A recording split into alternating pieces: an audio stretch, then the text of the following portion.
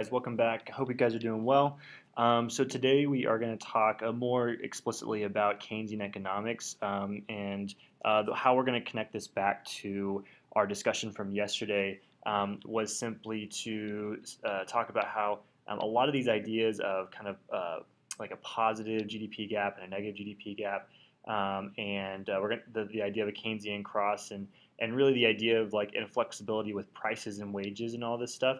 A lot of these ideas originate from John Maynard Keynes, and so it's really important that we understand the fundamentals of where these ideas come from and give you little bit of a historical backdrop and focus on like where this theory comes from. Okay, and then what we're going to do at the end is just a really quick snippet to show you how like a Keynesian cross would be applied on an ADAS model, so that you guys have a foundation for that. Okay, all right. So obviously this is the guy himself. This is John Maynard Keynes. And really he is writing most of his ideas in the context of the Great Depression. We talked about this a little bit over the course of the class so far. And so it's really important that you understand that his backdrop and sort of the context, the paradigm with which he's taken a look at all these economic issues is when the economy has failed. And that's pretty significant. So let's take a look at some of like the major ideas. So Keynes was the first economist to assert that we have this idea of a mixed economy. You have to remember that up until this point, classical liberalism was like really the only game in town, right? And classical liberalists believe that free market economy, the government only has a basic role of breaking up like trust busting, breaking up monopolies, enforcing contracts, and only doing goods and services, providing goods and services that are not profitable, like the only things that the private sector would not take part in, right? And so because of that, the idea of like the government having any other role in the economy above and beyond that was seen as was heretical, right? But John Maynard Keynes, kind of looking at like the failures of the modern, industrial economy during the Great Depression, he advised that we should have a mixed economy. So the government, this idea the government does play a crucial role in stabilizing the economy when needed. And that's kind of the key idea here is that this isn't something that the government should play a more active role all the time, according to his original theory, right? But it should play a role in specific, play like more active role in specific circumstances, which he lays out pretty clearly. Okay.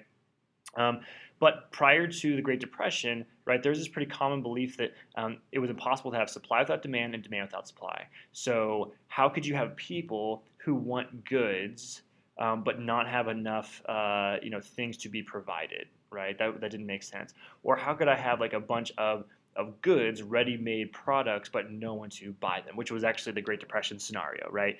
You had firms that had stuff they wanted to sell, but the economy had crashed to such a massive extent that households and businesses were not in the business of purchasing anything new. In fact, most of them were going out of business, and most households were unemployed, right?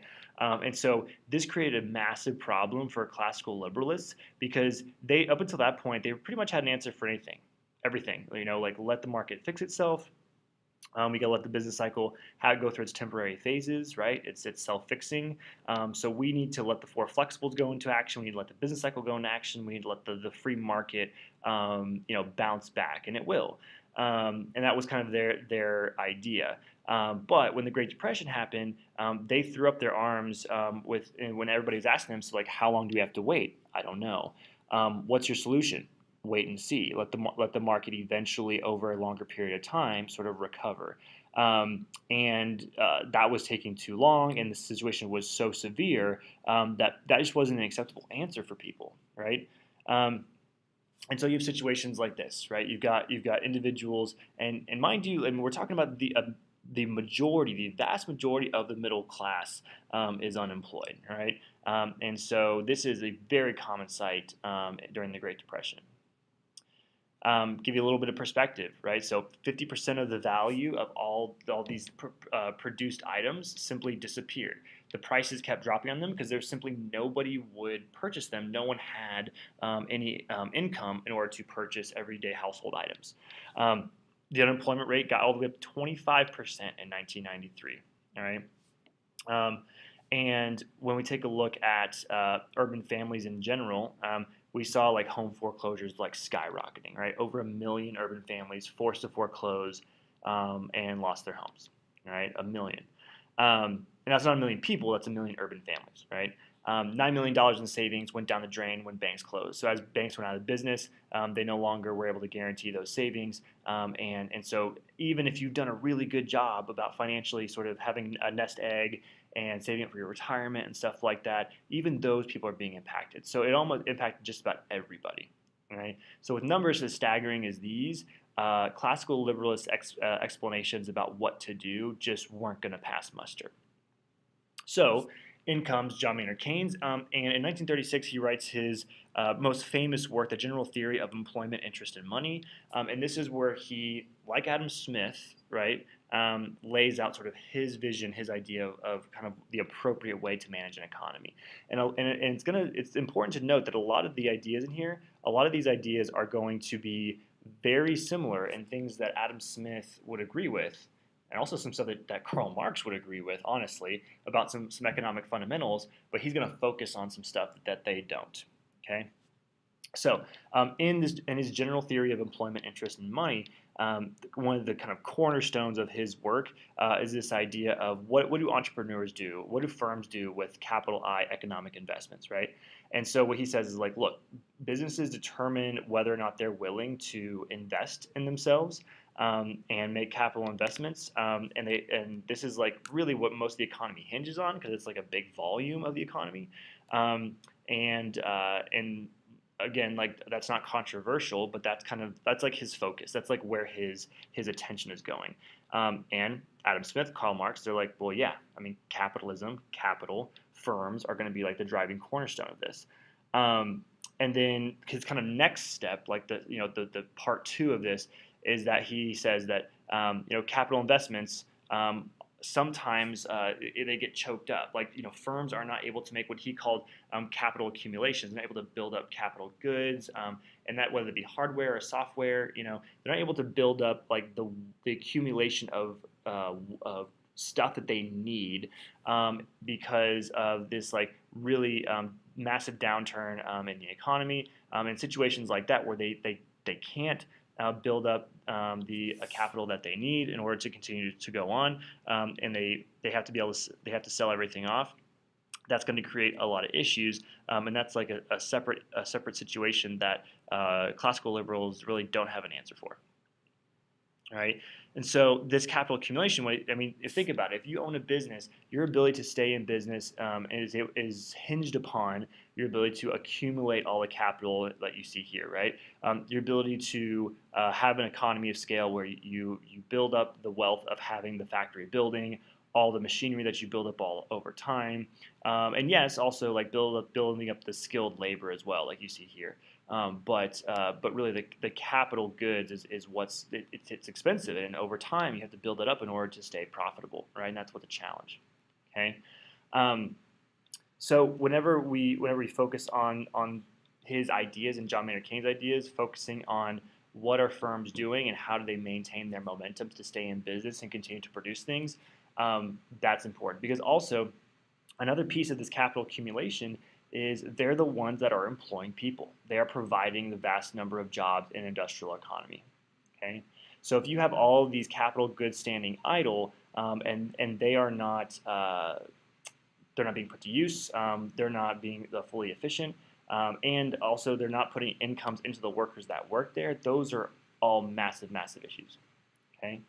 And so this is when he begins to all these circumstances that I'm talking about right now. This is what he coined as like underemployment equilibrium. All right, we've talked about equilibrium before, but he says there's this like darker form of equilibrium called underemployment equilibrium, and he says it's the worst of the worst. It's like a perpetual state of stagnation. All right, perpetual stagnant state.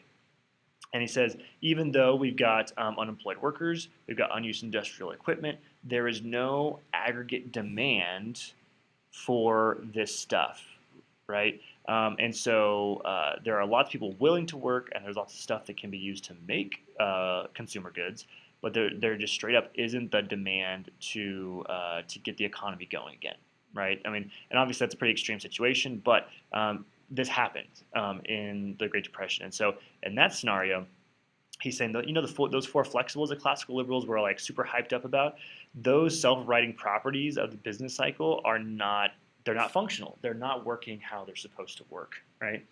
And then he also says that look, if we're ever going to get out of that like really deep trough involving underemployment equilibrium and this perpetual stagnant state, we've got to find some sort of substitute for I. We've got to find something that can be a stand-in for the investments that firms make to stimulate the economy again, and consumers make, by the way, like in terms of like household consumption. But he's mostly focused on businesses. And his proposal, his solution is temporary government spending, right? The government steps in, they take on debt as a way to, like he used the term like prime the pump, right? Get the pump, get the machine, the economic machine of the United States or any other country, get it rolling again, right? And so basically the government is stepping in as this other third party that can generate aggregate demand, right? Maybe think about C plus I plus G plus XN.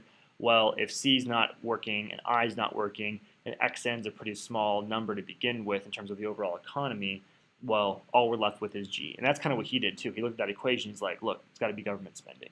Okay, so that's kind of where he's going with this. And he kind of makes several shots across the bow of classical liberals at the same time. He's like, look, y'all's ideas are not passing muster. They might work in theory, they might sound good theoretically, but I'm looking at like what's happening on the ground, and I see a lot of things that don't work here. All right. So one of those things is he says like, look, plan investment and a saver schedule, they're not as, those interest rates are not as sensitive or fully flexible as you guys are always talking about. The fact of the matter is that with interest rates, they tend to, just like any other market, they can easily go up, but they tend to not come back down, and that stifles consumption investment. And he also says that if we're going to talk about households saving money, he honestly says like, look, that's not even about just wages in general, but it's about disposable income. How much after taxes do you really have in terms of disposable income?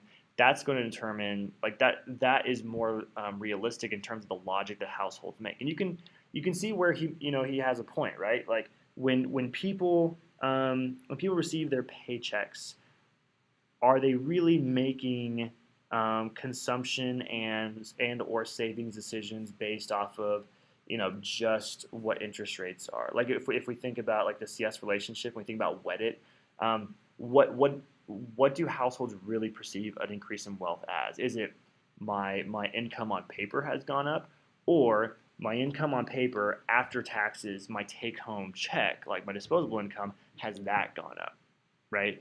Or if we think about expectations about the future, right? If my disposable income is going up and I have positive expectations about the future, then I'm going to think about like spending more versus savings, right? He says, yeah, of course, businesses are somewhat interested or influenced by interest rates, but most of this activity is largely psychological and speculative, right? So talking about, like I just said, like it's expectations about interest rates, it's expectations about their wealth going up and down. It's not based on cold hard facts. It's based on what they think will happen, right? And so if you have, talking about expectations, if you have large sums of people that are continuing to feel pessimistic, they're going to continue just saving their money because they're worried about what's happening in the future. They're not going to be, whether you're firms, whether you're households, they're not going to be really interested in spending much of that cash because they're in a holding pattern of, okay, things are going to continue to be bad. We're going to have to save up as much as possible. Okay. He also argues, because again, we're going through the four flexibles here that the classical liberals are all about. He says, you guys said wages are fully flexible, but I don't think that's the case. If we have strikers like the ones here, he's saying that in those situations, lower wages or wages going down and then bouncing back once there's demand again, that's not really that realistic. Just like prices are resistant to go down, wages are resistant to going down as well. And if we go in the other direction, like wages, they don't go up that fast either. They lag behind because firms are more they're more resistant to increase wages because they want to, pad that profit margin, right? So whether you're talking about wages going up or down, there's a lot of lag time. There's not a whole lot of really fluid flexibility when it comes to wages, which again is an issue if you're a classical liberal and you say that wages are fully flexible. If that's like what your argument hinges upon, which theirs does. All right. Going after this further, he also says like, look, if you talk about input goods, like inputs as in like resource prices, if you're talking about the final goods they finally produce, they're not that flexible as much as you might think. Okay, so for example, he says even if they were fully flexible in downward direction, meaning that like firms could reduce all of their operating costs, all their wages, everything, right, and to make the final price cheaper. If firms were able to drop their input prices to virtually nothing, drop their prices to virtually nothing, all goods and services demanded would only be slightly affected, right? So I can, as a firm or a bunch of firms or all the firms in a country, I can drop my prices to as cheap as they'll go. But if there simply isn't enough income in the hands of households, I'm still not going to sell stuff, all right? If no one's got any money to buy stuff, then cheaper prices really don't matter. That's not what's going to get us out of a very deep recession like the Great Depression was. And that's kind of like what we mean by going back to, can you have supply, even if that supply is really cheap, without demand? And John Maynard Keynes would argue, well, in extreme situations, yeah, that can happen, and that's an issue. This is exacerbated by the fact that, and Keynes also argues that because prices are not fully flexible going up and down, because we talked about the ratchet effect in the last talk, when that happens, if prices are stuck at a higher level, and we change government spending and we have the multiplier effect, but prices aren't fully flexible, this is going to cause a lot of instability because it's going to make aggregate demand shift to a greater magnitude to the right or to the left than anticipated. And the fact that prices won't go down as anticipated will cause further distortions. So even though we might think we're helping a situation, we could actually be hurting it. And then that's something I'm going to try and show you guys here in just a little bit. Right? So this multiplier effect can have, it can be good if you know how to use it, but it can also be a devastating situation as well. Okay. So government steps in and increases a lot of government spending. Right, so we've got a bunch of public works projects, for example, that that were happening in the wake of the Great Depression, and for the most part, the whole idea was, all right, government spending. So what are we going to spend government money on? Build roads, build highways, build bridges, park conservation infrastructure. I mean, the whole 9 yards, anything and everything that the government can use to employ people. To build stuff throughout the country, let's do it, right? And so that's, like you see massive construction projects like this springing up and putting people back to work, therefore putting money back in their pockets, and hopefully, and with the intent of getting them spending, capital C, consumption again. All right. So this is like a responsibility that he says, like, this is that scenario. He's not saying like the government should be spending all the time, but he says like in a situation like this is a role that the government should take on. To intentionally adjust the economy back to a position where the free open market can do its thing again. All right. So he says we're going to do this in one of two ways, or both. Spending policies, so more government spending, and to a certain extent also like reducing taxes. Right. So G up, T down. Right. That would be what we call expansionary fiscal policy. Right. And the goal here is to increase disposable income, right, after taxes. So get people working again, give them an income, and cut out less taxes for the government. Temporarily, though, like it's really important to understand, like all this was supposed to be a temporary fix in extreme situations, and to get us back into regular order of business, and then let free market mechanics do its thing once again, right? John Maynard Keynes was not advocating for this being the norm all the time, right? And so that's kind of things that gets lost in this whole conversation is, I think, John Maynard Keynes, if we're just kind of sticking to the letter of the law in terms of what he believed, like what his theory was, he was saying that like these ideas were to be used to get out of like this underemployment equilibrium, as he called it. And so if everything is fine and we're at those other more sustainable types of phases in the business cycle, this sort of activity isn't necessary. And classical liberal stuff is good enough. And so I think he would be a little bit concerned at the extent to which we're using government spending and taxes as a way to solve problems. But nonetheless, that's where these ideas come from, and so that's what you got to know in terms of the historical backdrop to all of this theory. Okay. So the last thing I want to show you here is just what it looks like to have what we call a Keynesian cross on the ADAS model, right? So we got our price level and real GDP from yesterday. We've got short run average supply curve. We've got our aggregate demand curve, or C plus I plus G plus XN. In this case, I'm just using the AD shift left example. So here's our AD shift left, AD1. We got our LRAS right there. All right. I've done my labeling already, so I got my PL1 and my Y1. I've got my quantity at full employment. I've got my original YE, going PLE. Okay, so everything is set up nicely and kosher. Okay. When we have a situation like this where we have a demand shift left or a supply or an SRAS shift right, I might add, and the price goes from a higher level to a lower level, right? Higher level to a lower level.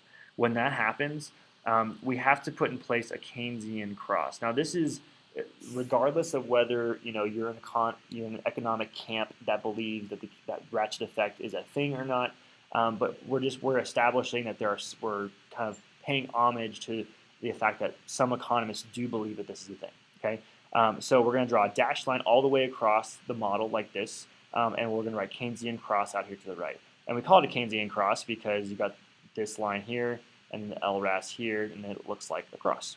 Okay, so we call it a Keynesian cross, and this is just showing us and establishing that the price level is sticky, right? It's not going to drop below this level again. So if we have prices rise and then go down, the Keynesian cross is always going to be at the highest price level that we got to. All right, in the sequence of shifts, if we have multiple shifts, which is possible. Okay, so in this case, we've got price level right here, kind of at our original equilibrium point. And so what it's saying is that even though we had an aggregate demand shift to the left, price level is only going to stay up here. So price level is that if we have this shift occur, price level is going to be over here. All right. Now the problem with this is what it's showing us and what it means is that if this is the case, that our actual quantity of output, like our real GDP, is actually going to be a lot lower, all right, than was anticipated from this original aggregate demand shift to the left. If prices were fully flexible, yeah, it would just be shifting to here. But this is actually where we end up in terms of price level and in terms of a quantity of output because the prices are not fully flexible. Okay, so that's how you would draw a Keynesian cross, and you would do the same thing if we had a short run average supply curve shift to the right, except it would be all the way over here. Okay, now if we have shifts, SRAS shift to the left or AD shift to the right, obviously the price is going higher. So your Keynesian cross is just simply you're still going to put one, but it's just going to be at that highest level that you get to. So it's pretty simple.